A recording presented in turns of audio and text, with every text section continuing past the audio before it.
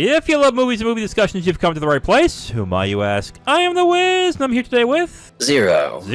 How you doing today? A little bit better. I think I'm almost finally over this sinus infection thing I've been dealing with. Good. Those are a bitch, man. Yeah. They're terrible. All right, so we are here today to review the 1990 fantasy comedy Edward Scissorhands, starring Johnny Depp, Diane Weist, Winona Ryder, and Anthony Michael Hall, directed by Tim Burton. Zero, I reviewed Beetlejuice last year, and before Beetlejuice, I was never really a big fan of Tim Burton, but I'm suddenly starting to realize that maybe I gave him a raw deal on my end. What were your thoughts on Tim Burton before watching this movie? I've always thought Tim Burton was kind of a fun director, but mostly it was due to me being exposed to some of his more notable older works, like Batman from 1989, and then the sequel, Batman Returns in 92. Mars Attacks was another one that I know that people have loved to death. So those are kind of like the big name films that I'm most familiar with him on. And then there was the one musical film, Sweeney Todd,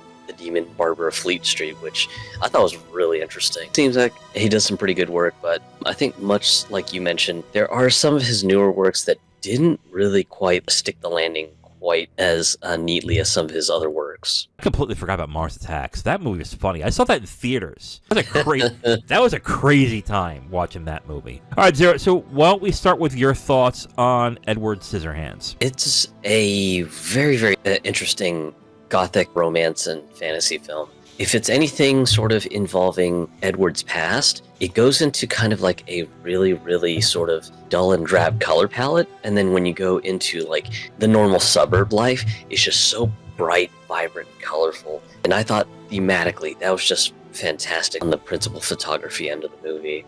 Then, of course, just with how Edward's got a real pale pallor in his skin color and stuff like that.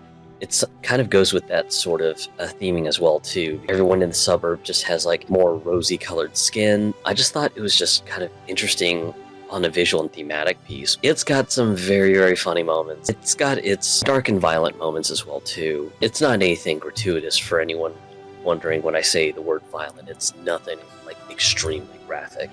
No, not at all. And that was the kind of the weird thing going into this. So expecting this movie to be a little bit scary because Tim Burton, it looks dark and gothic. And I was very surprised by how light the film is in tone. I like how you mentioned the parts of his past and how it looks very gray and drab. It was really evocative of, I would say, the horror films from like the 30s, 40s, and 50s. I think that's what he was trying to evoke there was, especially with having Vincent Price as the inventor in that scene, because the place that he's living in is like a castle. It really reminds you of stuff like Frankenstein and Dracula and stuff like that. In any other circumstance, Edward Scissorhands would be a movie monster, and yet the film just inverts everything by making it very meek, very quiet. It's strangely sweet. It's really interesting to really have the juxtaposition of having this really scary-looking guy, and yet he is so sweet and kind and lovable. It's really odd, but it really works in this movie. And that really helps with the film's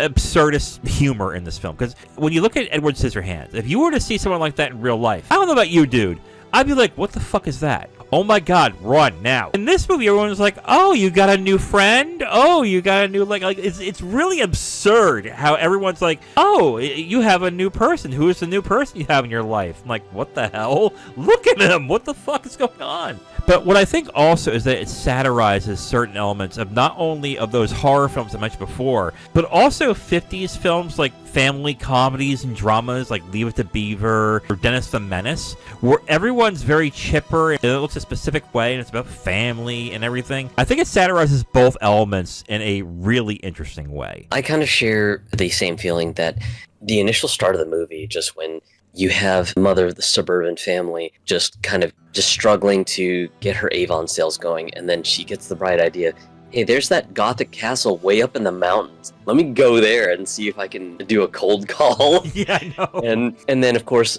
when you see like the initial shot of the castle, it just looks dark and brooding, kind of like what you'd mentioned. It just looks like Frankenstein's castle. Then you get there, you have all the topiaries that have been like perfectly manicured. You had that moment where she's like, oh, maybe it's not so bad up here. And then she gets inside and it's just mad scientist laboratory. There are those moments where you have like just the juxtaposition between sort of like a monster horror movie and then sort of like the order and beauty of suburbia sort of juxtaposing each other. It's just so interesting to see. Much like you'd mentioned, Edward being really, really kind and almost meek in a sense is just not something that you expect, especially when Edward speaks. He just speaks in a very, very quiet and low tone.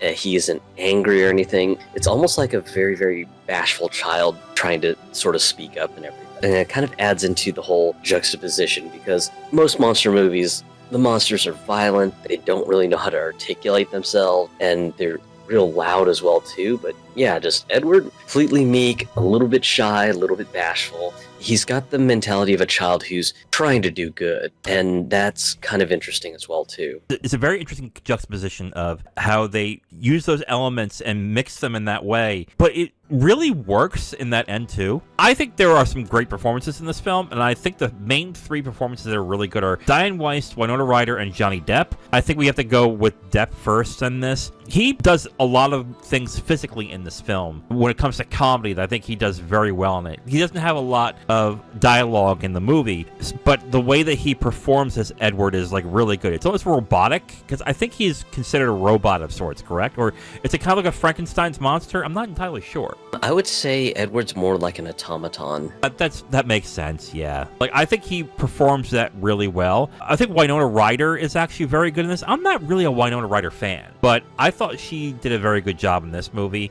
But Diane Weiss, I think, is the best performance. Diane Weiss and Johnny Depp probably just are the ones that really make the movie for me, because Diane plays Peg in kind of like the typical sort of suburban mom sort of role. It's kind of funny too, because when she finds Edward, it looks like just the setup of a bad monster movie. You're just like, oh, she's gonna scream and she's gonna run. That's just how this is gonna go. Instead, she just kind of breaks into like suburban mom, and she's like, oh my god, oh, you poor thing, come here.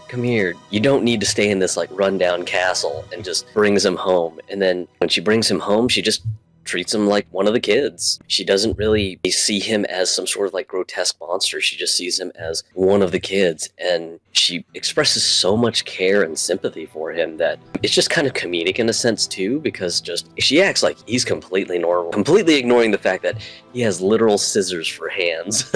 Yeah, I think the thing that is interesting about the performances of the film is that they really help tell the surprisingly deep story in this film. This movie could have easily been a fish out of water movie, where the comedy is just, ho, look at Edward trying to react to all the things that are going on. But there's a deeper story involved in this movie. It's a story about the vapidness of society and otherism. I think it's really interesting how everyone in this movie at first treat him not just with respect, but with like a curiosity, I guess kind of like a toy. They're not sure of what it is. And then as the film goes on, they treat him like an other. They treat him like a monster, even though if you just paid attention to him, he's pretty easy to understand. But because they were in their own bubbles, essentially, it was really hard for them to actually ascertain that he was not a threat. It's definitely interesting to see sort of like the ebb and flow of the suburban attitude towards Edward. It's almost like all Edward was in this movie was what the neighbors and the people in the town wanted him to be. And it's surprisingly deep for a film that honestly looks and acts very silly, and I was really surprised by that. I do have one issue with the film. It's a small issue, and it's that the romance that is bookending the film just doesn't really fit right. The film is bookended with what it turns out to be an older Kim talking about Edward in a very loving way, and I don't understand where the love comes into that. It's not really a familial love. It's not like a brotherly love or a sisterly love. It's like, I love him. He's like that stuff. So I'm like, I don't entirely buy that. I would say it almost kind of has a feel of Beauty and the Beast, except instead of ending with a happy ending, it ends with like unrequited feelings and love and stuff like that, which kind of goes in line with sort of gothic themes. Okay. Especially since Kim realizes just her feelings for Edward, but at the same time, she knows that they're just not meant to be, because if she and Edward were to try to have some sort of like relationship that maybe blooms into a marriage or something, she and Edward are always going to be constantly hounded over as curiosity, a monstrosity, whatever the suburban neighborhood feels. She ends up kind of just resigning to the fact of the matter of, as much as she loves Edward, it's just not meant to be. Yeah, I get that. That was like the one element where I was like, I don't know about this part, but you do have a point there. I'll even concede that point. It might just be for the deeper meaning of the story than anything that you should buy. But that was a little bit of a weakness I saw.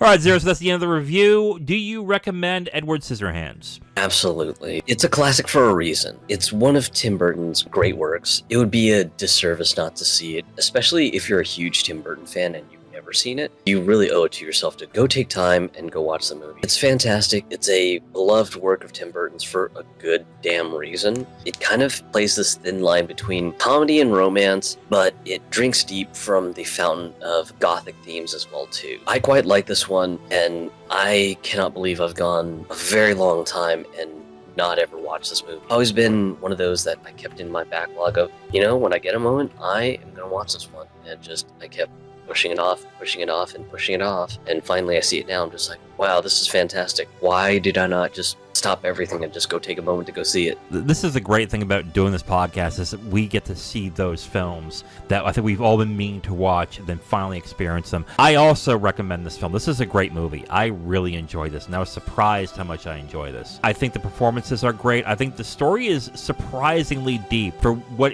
it looks like on the outside. I thought this was going to be like a kind of a scary, kind of a silly gothic horror movie, but it turned into something much deeper and much more, and I really enjoyed it. I just had that one issue that I had. This seems like a movie that I might watch again and go, oh no, I think I need to rate this a little bit higher. But right now, I'm just going to recommend it. So, Zero, do you recommend Edward Scissorhands? Yes, absolutely. It is a recommendation by me. And I also recommend it as well. You can check it out on Disney Plus, apparently. I didn't know that. Now, if you want my full review on this movie, you can go to my website at IamTheWiz.com. You'll have my full written review right on the site, along with a link to the video that has this review that you've just listened to.